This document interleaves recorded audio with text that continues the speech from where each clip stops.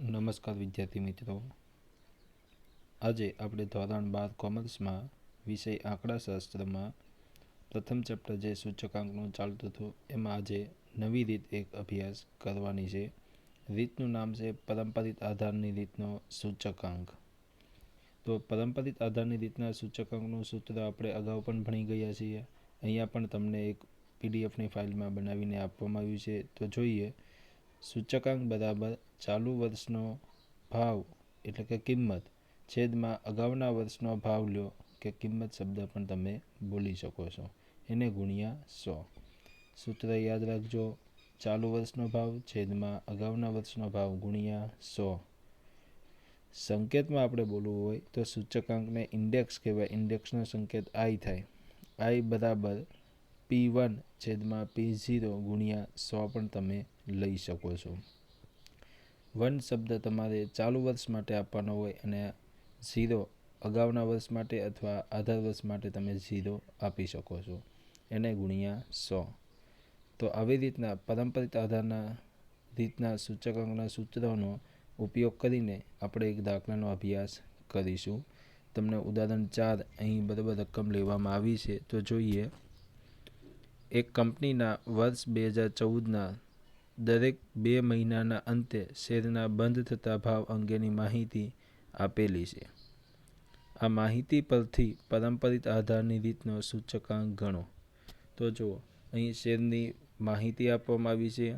2 વર્ષને અંતે જે ભાવ મળ્યા હોય એના આંકડાકીય માહિતી લીધેલી છે. આ આંકડાકીય માહિતીને આધારે પરંપરિત આધારની રીતનો સૂચકાંક શોધવાનો છે. તો મહિના અને ભાવ આપવામાં આવ્યા છે. તો પહેલા 2 કોલમ મહિનાનો અને બીજું કોલમ ભાવનું તમારે મૂકી દેવાનું, જે તમે પછીના કોષ્ટકમાં જોઈ શકો છો.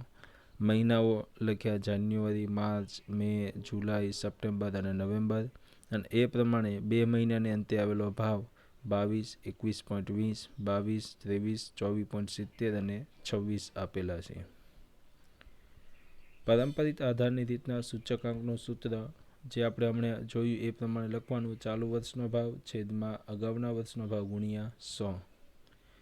હવે જ્યારે પ્રથમ વર્ષની ગણતરી કરતા હોય ત્યારે અગાઉના વર્ષનો ભાવ તમને આપ્યો ન હોય, એટલે કે જાન્યુઆરીની જ્યારે તમે ગણતરી કરો છો તેના એવા સમયે અગાઉના વર્ષનો ભાવ ન હોય ત્યારે છેદમાં તમારે જે ચાલુ વર્ષનો ભાવ હોય એનો એ જ છેદમાં તમારે ભાવ અગાઉના વર્ષનો ભાવ લેવાનો. આ બાબત ખાસ યાદ રાખજો. એટલે 22ના છેદમાં 22 ગુણ્યા 100 કરો તો જવાબ તમને કેટલો મળશે? 100 તમને મળશે, જે આપણે ત્રીજી કોલમમાં લખેલો છે. ફરીવાર કહું છું વિદ્યાર્થી મિત્રો, ચાલુ વર્ષનો ભાવ છેદમાં અગાઉના વર્ષનો ભાવ ગુણ્યા 100 કરીએ તો પ્રથમ વર્ષના ભાવની ગણતરી કરો ત્યારે ચાલુ વર્ષનો ભાવ તો 22 લેશું, પણ અગાઉના વર્ષનો ભાવ જે તમને નથી આપ્યો એટલે આપણે કેટલો લેવાનો? 22 તમારે લેવાનો. એટલે 22 ગુણ્યા 22ના છેદમાં 22 ગુણ્યા 100 કરો તો જવાબ તમને 100 મળશે. ત્યારબાદ માર્ચના સમયમાં શેરનો ભાવ તમને આપ્યો છે 21.20.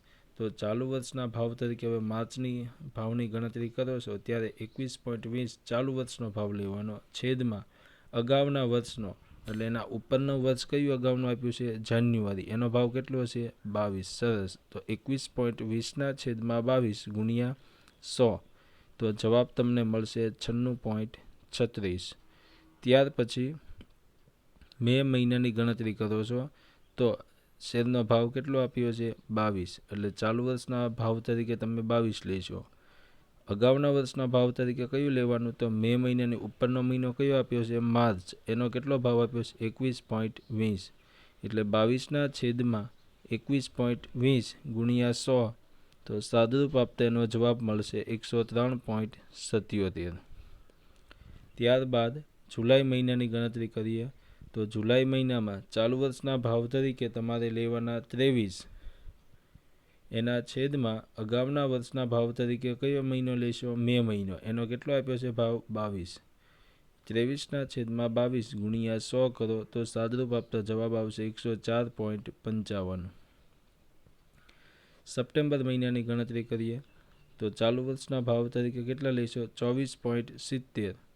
છેદમાં અગાઉના વર્ષના ભાવ તરીકે કેટલા લેવાના 23 એને ગુણ્યા 100 એટલે જવાબ આવશે 107.39. નવેમ્બર મહિનાની ગણતરી કરીએ તો ચાલુ વર્ષના ભાવ તરીકે કેટલા લેવાના 26 એના છેદમાં અગાઉના વર્ષના ભાવ તરીકે લેવાના 24.70 ગુણ્યા 100 કરો તો જવાબ આવશે 105.26. તો આવી રીતના તમારે પારંપરિક આધારની રીતના સૂચકાંકના ગણતરી માટે ચાલુ વર્ષનો ભાવ લેવાનો, એના છેદમાં અગાઉના વર્ષનો ભાવ લો, એને ગુણ્યા 100 કરો એટલે તમને જવાબ મળશે. તો તમને અહીં પ્રેક્ટિસ માટે આ પારંપરિક આધારની રીતના સૂચકાંકના દાખલા હોમવર્કમાં તમને નીચે આપવામાં આવશે, તમે એની પ્રેક્ટિસ કરજો. ત્યાર પછી આપણે એક નવી રીતનો અભ્યાસ કરીશું જે તમને બોર્ડમાં 5 માર્કમાં પ્રશ્ન પૂછવામાં આવે છે.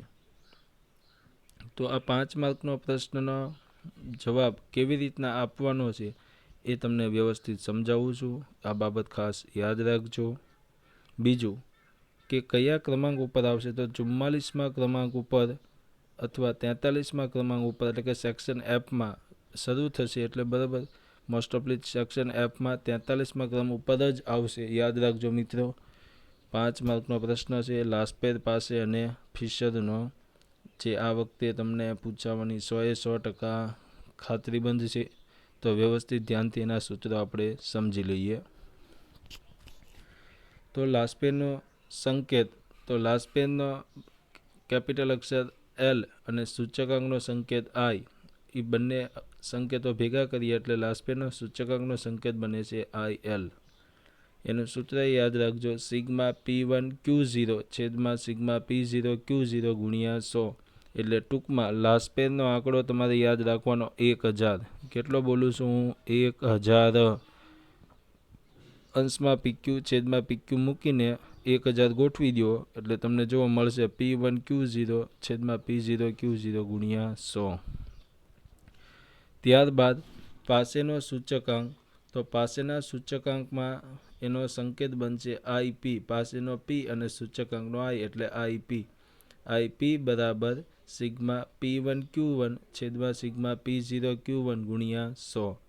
તો પાસેનો સૂચકાંકનો અંક તમારે યાદ રાખવાનો છે. યાદ રાખજો 1101. 1101 ગોઠવશો PQમાં અંશ છેદમાં એટલે તમને P1 Q1 છેદમાં સિગ્મા P0 Q1 ગુણ્યા 100 તમારું સૂત્ર તૈયાર થઈ જશે. તો આવી રીતના લાસ્પેરનો આંકડો યાદ રાખવાનો 1000 અને પાસેનો આંકડો યાદ રાખવાનો 1101. એ પ્રમાણે ગોઠવી દેવાના સૂત્રમાં. હવે લાસ્પેર અને પાસે જે સૂત્રને તમે બનાવ્યા એના આધારે ફિશરનો સૂત્ર પણ તૈયાર થશે. તો ફિશરનો સૂચકાંક, તો ફિશરનો સૂચકાંકનો સંકેત બનશે IF. એનું સૂત્ર વર્ગમૂળમાં IL ગુણ્યા IP, એટલે કે લાસ્પેરનો જવાબ અને પાસેના જવાબનો ગુણાકાર કરી એનું વર્ગમૂળ કાઢો એટલે તમને ફિશરનો સૂચકાંકનો જવાબ મળશે. અથવા તમારે જો ફિશરનું ટૂંકું સૂત્રનો ઉપયોગ ન કરવો હોય તો એનું વિસ્તૃત સૂત્ર પણ તમને આપેલું છે, જે લાસ્પેર અને પાસેના સંકેતો છે એનો ઉપયોગ કરીને, એટલે કે સૂત્રના સંકેતોનો ઉપયોગ કરીને પણ તમે સાદુરૂપ આપી શકો છો. IF બરાબર વર્ગમૂળમાં સિગ્મા P1 Q0 છેદમાં સિગ્મા P0 Q0 ગુણ્યા સિગ્મા P1 Q1 છેદમાં સિગ્મા P0 Q1 વર્ગમૂળની બાદ ગુણ્યા 100. આ સૂત્રનો પણ તમે ઉપયોગ કરી શકો, પણ બને ત્યાં સુધી પહેલું સૂત્ર છે જે સાદું, સિમ્પલ અને સરળ, તમને યાદ રાખવામાં પણ સહેલું પડશે. તો આ સૂત્રનો ઉપયોગ કરીને આપણે ગણતરી કરીશું. તો ચાલો વિદ્યાર્થી મિત્રો આપણે તેનો દાખલાનો અભ્યાસ કરીએ. નીચેની માહિતી પરથી વર્ષ 2015 માટે આદર્શ સૂચકાંક ગણવાનું કહેવામાં આવેલું છે. તો આદર્શ સૂચકાંક એટલે યાદ રાખજો ફિશરનો સૂચકાંક. ફરી વાર કહું છું, આદર્શ સૂચકાંક એટલે કોનો કહેવાશે? ફિશરનો સૂચકાંક ગણવામાં કહેવામાં આવશે. અહીં તમારે ફિશરનો સૂચકાંક શોધવાનો છે. તો વસ્તુ આધાર વર્ષ એટલે કે 2014, ચાલુ વર્ષ એટલે 2015, આવી રીતના માહિતી તમને આપવામાં આવેલી છે. આવી રીતના 5 માર્કનો દાખલો તમને પૂછાશે. ખાસ વિદ્યાર્થી મિત્રો યાદ રાખજો. તો વસ્તુ આધાર વર્ષ 2014 અને ચાલુ વર્ષ 2015 તમને આપેલું છે. તો હવે જ્યારે 2 સાલ આપવામાં આવે છે, ઘણીવાર માત્ર સાલ જ આપી હોય છે. તો જે પહેલી સાલ આપે એટલે કે વીતી ગયેલી સાલ હોય એને આધાર વર્ષ કહેવાનું, અને ત્યાર પછીની જે સાલ આવતી હોય એને ચાલુ વર્ષ તરીકે કહેવાનું. આ ભૂલતા નહીં. તો 2014 એને આધાર વર્ષ, તો આધાર વર્ષનો સંકેત યાદ રાખજો 0, અને ચાલુ વર્ષ કહેવામાં આવે એનો સંકેત યાદ રાખવાનો 1. ફરી વાર કહું છું, આધાર વર્ષનો સંકેત 0 અને ચાલુ વર્ષનો સંકેત 1 તમારે મૂકવાનો, સમજવાનું. આ ખાસ. ભાવને અંગ્રેજીમાં કહીએ આપણે પ્રાઇઝ, પ્રાઇઝનો પહેલો અક્ષર શું થાય? P. અને જથ્થાને અંગ્રેજીમાં કહેવાય ક્વોન્ટિટી, એનો પહેલો અક્ષર શું થાય? Q. એવી જ રીતના ચાલુ વર્ષમાં જુઓ તો ભાવનો સંકેત P અને જથ્થાનો સંકેત Q. તો હવે તમે જો આધાર વર્ષનો સંકેત 0 હતો, એની નીચે 2 કોલમ ભાવ અને જથ્થો. તો ભાવનો સંકેત P એટલે P0, જથ્થાનો સંકેત Q, Q0. એવી જ રીતના ચાલુ વર્ષનો સંકેત શું આપણે કીધો તો 1. સરસ. તો ભાવનો સંકેત P એટલે P1 અને જથ્થાનો Q1. તો એ પ્રમાણે કોષ્ટકો આપણે ગોઠવીએ તો વસ્તુ P0, Q0, P1, Q1 ગોઠવાઈ ગયા. એ પ્રમાણે તમે જો હવે એ દરેક 4 કોલમના આંકડા નીચેના કોષ્ટકમાં તમને જો આપવામાં આવ્યું છે એ પ્રમાણે ગોઠવી દેવાના, જે તે કોલમના અંક હોય ત્યાં. એ પ્રમાણે P0ના 16, 20, 32, Q0ના આવ્યા 10, 9, 16, P1ના આવ્યા 20, 24, 40 અને Q1ના આવ્યા 11, 9 અને 17. તો આ પ્રમાણે 4 કોલમ ગોઠવ્યા બાદ તમારે બીજી 4 કોલમ બનાવવાની, 4 PQ મૂકી દેવાના, અને લાસ્ટ પેનો આંકડો આપણે કેટલા બોલ્યા હતા? 1000. તો પહેલાં 2 PQમાં 1, 0, 0, 0 ગોઠવો એટલે P1, Q0 અને P0, Q0નું કોલમ તૈયાર થશે. ત્યારબાદ પછીના 2 જે PQ વધ્યા એમાં 1101 ગોઠવો એટલે P1, Q1 અને P0, Q1નું કોલમ તૈયાર થશે.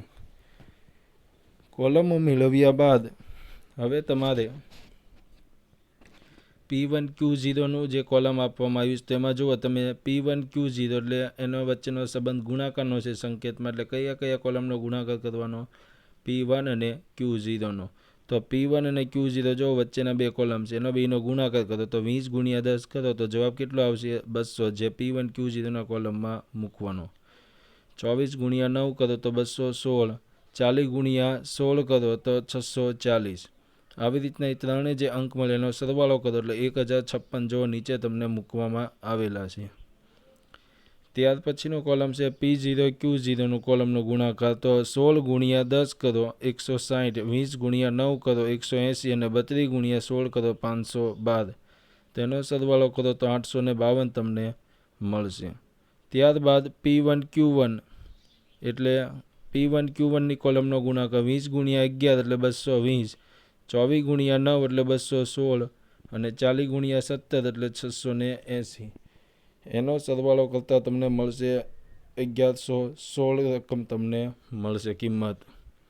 ત્યારબાદ P0, Q1નો ગુણાકાર. તો P0 પ્રથમ કોલમ છે અને Q1 ચોથી કોલમ છે, એનો બેનો ગુણાકાર 11 × 16 કરો તો 176, 20 × 9 એટલે 180, 32 × 17 એટલે 544. તો આવી રીતના એનો ટોટલ મળશે 900 તમને પ્રાપ્ત થશે. તો ચારે જે કોલમો મળી ગયા છે એની આ ટોટલ મેળવ્યા બાદ હવે લાસ્ટપેર પાસે મેળવીને એના ઉપરથી જે તમને આદર્શ સૂચકાંક કહેવામાં આવ્યો છે એટલે કે ફિશરનો સૂચકાંક, જે આપણે હવે શોધવાનો. તો લાસ્ટપેરનો સૂચકાંકનું સૂત્ર યાદ કરો. મેં શું કીધું હતું કે અંશમાં ને છેદમાં PQ મૂકી દો અને એનો અંક કેટલો? 1000. એટલે સૂત્ર તૈયાર થાય σP1 Q0 છેદમાં σP0 Q0 × 100. તો σP1 Q0 નો ટોટલ કેટલો હતો? 1056 છેદમાં P0 Q0નો ટોટલ કેટલો હતો? 852 × 100. તો ગુણાકાર કરી ભાગાકાર કરતાં જવાબ કેટલો આવશે? 123.94. એવી જ રીતના પાસેનો સૂચકાંક, તેનો સંકેત શું? IP. તો પાસેનો અંક કેટલો કીધો તો મેં? 1101.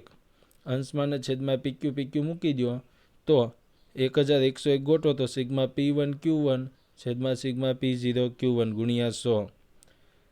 તો P1 Q1નો ટોટલ આવ્યો 1116 છેદમાં P0 Q1નો ટોટલ આવ્યો તો 900 × 100.